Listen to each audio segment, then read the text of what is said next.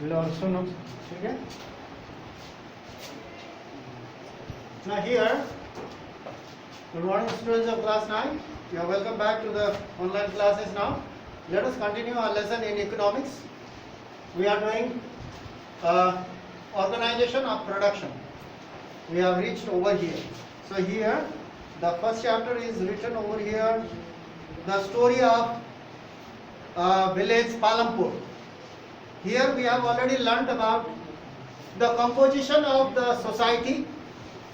We have already learnt about 450 families, and 80 families were of the high caste, and they owned most of the land, and they do farming.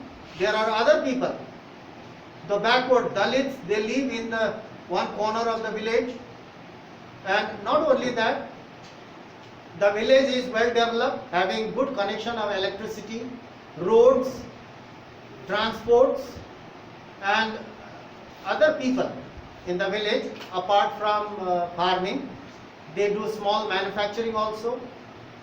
There are 2 primary schools we have learned. There is also one high school and primary health centers. So you can see that, and we can compare this village with the villages around ourselves. So by comparing, we can say that the village of Palampur is well developed. So at present in our areas, in some areas of our locality, the villages do not have this type of facilities. Good transport, electricity, continuous electricity, 24 hours electricity, primary health centers or even high schools, they do not have. They have to go far away in order to get higher education. So it is true.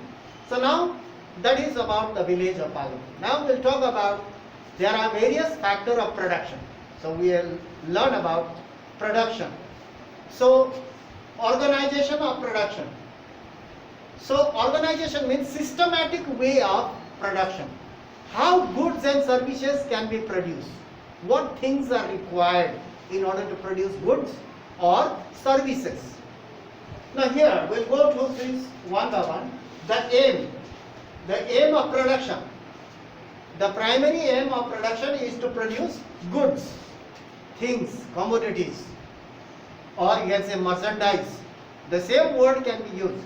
Goods. Goods means things. We see in the market various goods, clothes, shoes, utensils, various items we see in the market. These are goods, things, merchandise. These are all the same word. Produce goods, all those goods are produced in the factories. And services. In the factory many people are employed. They get services. So the industry produces services. More and more people are engaged in production activities. So the aim of production is to produce goods and services. Goods we require every day in our life. And services, people need service in order to earn money. So here number 2, there are 4 requirements. Altogether 4 requirements. Requirement means needs. 4 requirements for production of goods. If you want to produce goods, you need 4 things. First of all, land, then labor, physical capital, you need building, machines, then your talent, that is human capital, labor. So there are 4 requirements for production of goods, and and services. Goods and services production, you require 4 factors of production. They are land, first, labor, physical capital and fixed capital. That is machinery, tools, buildings, they are physical and fixed capital. This is one. And human capital. Human capital means the people having the talent. You come to school, you are developing human capital. Once you know, you will develop human capital. So that's why students go to school to learn, go to higher schools, higher studies, and after that training, they are developing human skill, that is called human capital. A person who doesn't get education, he has no human capital. He is a burden to the country. A person who is uneducated at this present situation, he will not get a job. he'll become a burden to the family and the country.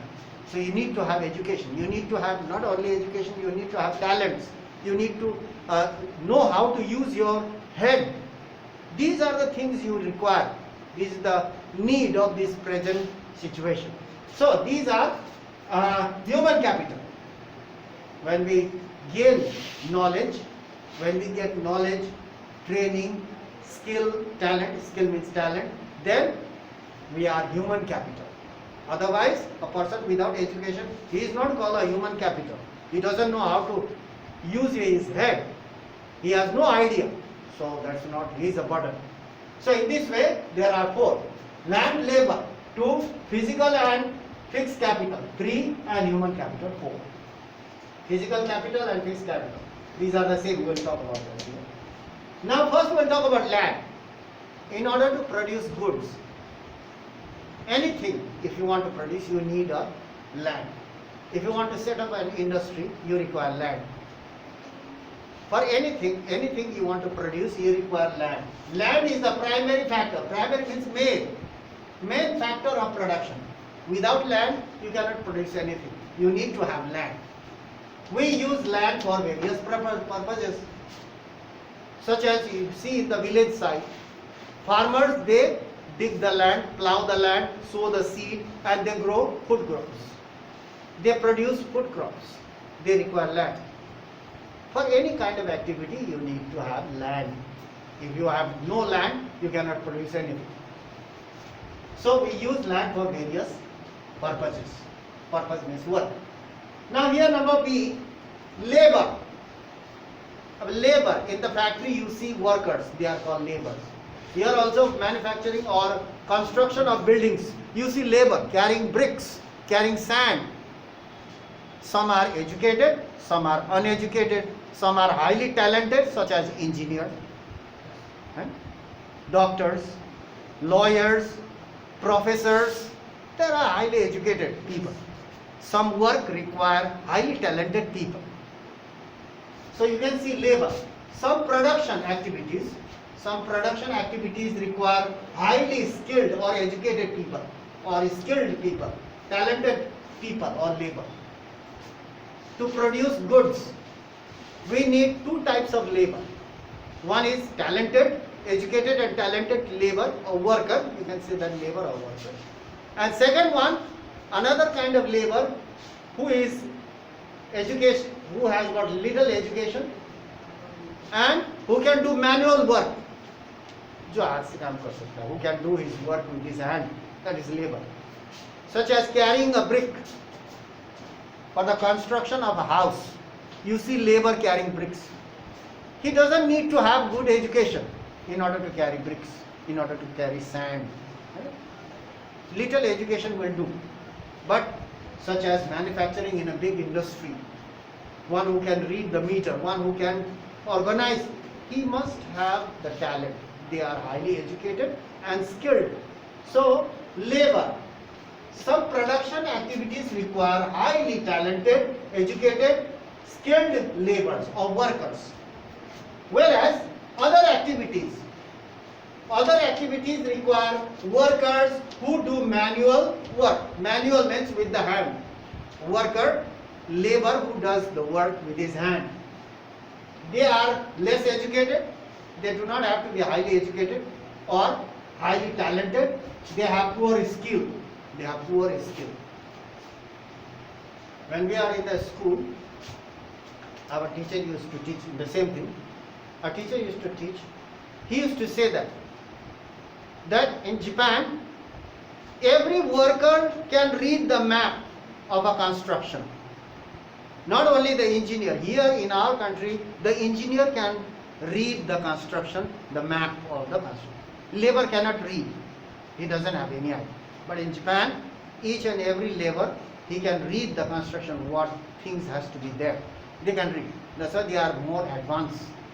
So that means they are highly talented. Even each labor is highly educated and talented. But here in our country, it is not that. So only some very few people can are highly educated, who can do the jobs and read the maps or read the plan. So in this way, Now next number C, physical capital. What is the physical capital? The variety of input. Input means things you use. Commodities you use for production of goods and services, such as building, machineries, tools. Input. Input means things we use. Suppose we talk about a farmer. In order to grow food crops, he requires various inputs. He needs seeds, he needs money, he needs labor, he needs electricity, he needs water. And these are the inputs. He needs fertilizer, he needs insecticide to grow food crops. These are the inputs. जो चीज चाहिए, whatever things are required, they are called inputs. So don't get confused in that. The variety of inputs, various type of things used for production needed at every stage of production. Every stage of production you require various inputs. And these inputs are, what are the inputs? They are tools. You need to have tools. Machines, you require machines. You require buildings. They can be used over again and again and again every year. You do not have to purchase machines every time, every year. If you have purchased one machine, then it will last for many years. So that is a fixed capital. Building, tools, machines and buildings, they are physical capital. They are the inputs required for production. And they are also called fixed capital. Physical capital is also called fixed capital. You can say physical capital, it is also called fixed capital. It's the same. That's why I put a bracket over. They can be used over again and again for many years and are also called fixed capital. This is the third. Land, labor, physical capital or fixed capital. Now we'll talk about, in our next class, human capital. Raw materials and money in hand. Not only that, more are there, physical capital. You need to have money in your hand. In order to produce something, you require money. If you don't have money, you get the loan from the bank or the loan from your relative or from your brother or somebody else. You need to have the money. Without money, you cannot produce anything. So money in hand and raw material. You need to have raw material also. Raw material, as we have already learnt about what is raw material. Raw materials are things that are found in the nature, such as land. Suppose a potter wants to sell pots. He requires raw material. Raw material is the mud. He goes to the riverside and collects the mud. He brings and he prepares the pots. These are the raw materials. He needs to have a wheel so that he can make pot. These are raw materials. So raw materials and money in hand you need to have. Without that you cannot produce goods. If you are producing too many things, or if your production is more, you require help. You give service to the other people. You call 2-3 person and tell them to do this work. You are producing service also. So goods and service. For the production of goods and service, you require raw materials and money in hand. Without money in your hand, you cannot do anything or you cannot produce anything. So that's all for today. And raw material and money in hand for production.